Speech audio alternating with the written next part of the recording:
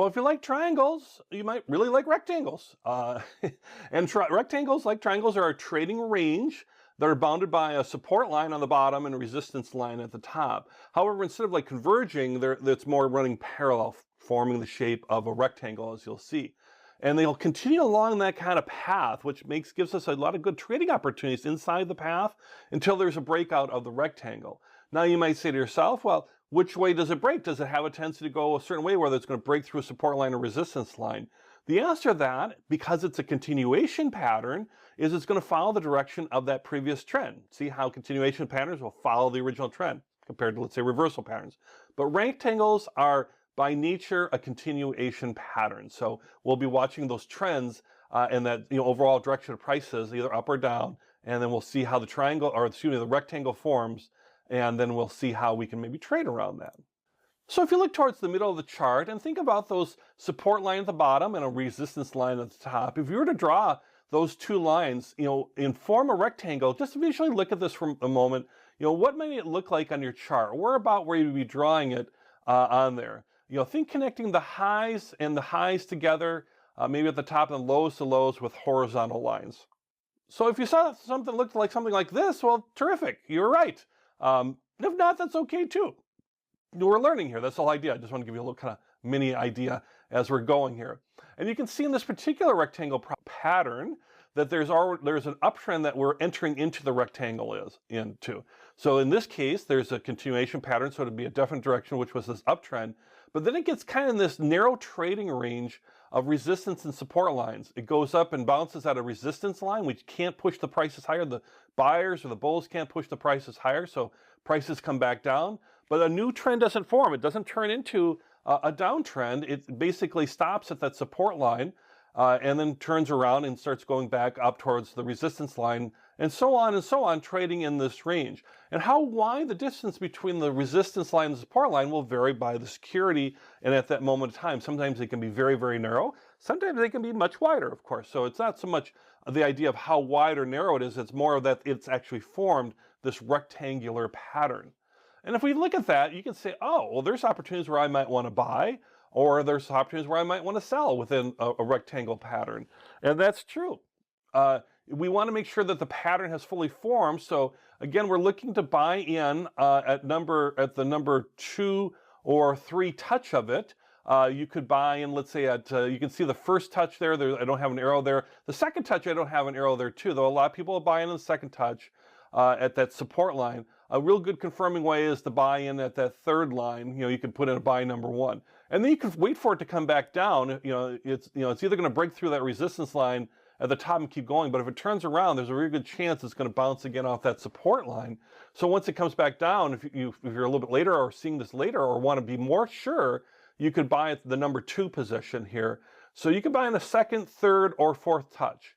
If you're looking to sell the security, one thing you can do is do a lot of trading instead of waiting for the trend to go back in a certain direction. You could just trade frequently within the rectangle. So every time it comes up to a resistance line, that's where I'm selling. So I would be buying, let's say, at the support lines, let it have its run up, sell it to take my profits, let it come back down. Right now I'm out of the security. Once it gets down back to that support line and rectangle holds, I'll buy it again, and then kind of repeat that until it breaks through as far as breaking the pattern. But until then, what a nice trading opportunity to trade frequently as far as buying and selling inside the rectangular pattern. All right, so let's say in our rectangle here, where do you think the price will go next, right? I mean, we're now at the top, we're at a resistance line. It could either break through the resistance line and go, basically go upwards, to where I've labeled letter A, or it could turn back around and go to letter B. Now, we don't really know, but if you were to guess, maybe you'd have an idea of a guess around that. Guessing is not something we want to do in technical analysis, by the way. But when we're looking at a chart pattern for fun, you can kind of think about which way it might go. And how you can really help confirm that when you reach, let's say, the top or either resistance line or support line is look at your other indicators to help confirm things around volume, moving average, relative strength index, things that you're learning in the course, where it'll also give an indication of like, oh, this is a buy opportunity or a sell opportunity. So use those other indicators to help confirm that you'll learn in the course what might happen here. But let's say I told you, it was either going to break either through resistance line A, or it was going to turn around and go all the way down and break through the support line B. Just based on what you see here, which one do you think it is? I'm not giving you any other indicators. You just got to go with the pattern here. I'm just telling you it's going to do one or the other because I'm the instructor and I'm having fun, and hopefully you are too, right? Which one do you think it is? Now, a little hint here, rectangles are trend continuation patterns. What was the trend coming into the rectangle? So if you thought, okay, I'm in an upward trend, so I'm going to say A, well, you would be correct, because that is, the uptrend was already established before. The uptrend then went into this rectangular up and down pattern. And if it was going to break through, we'll be watching for it to more likely break through on the letter A there, break through that resistance line and continue our uptrend. So that you can see that if we're, say, buying at the support lines, and even if we're doing frequent trading within the rectangle, because I bought at that support line, once it approaches that resistance line, if it turns back away from the resistance line, I could sell, get out, and then do it all over again at the support line.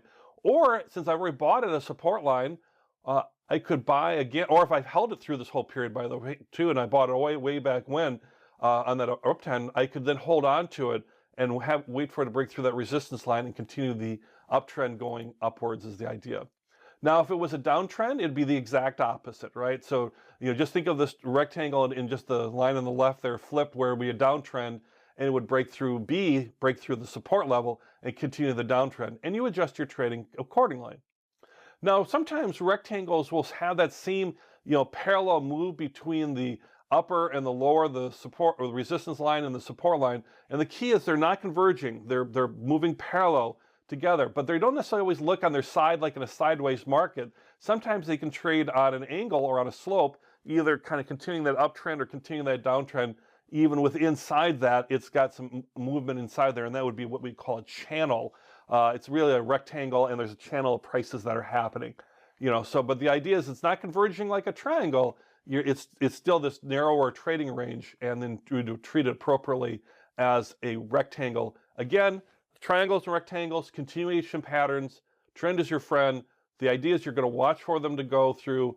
If they do break through, they're going to go in that same direction of the original trend. Nothing's perfect, of course. That's very important. But that's the idea of these chart patterns that have been proven over time. More likely than not, hopefully is the ideal continue that pattern.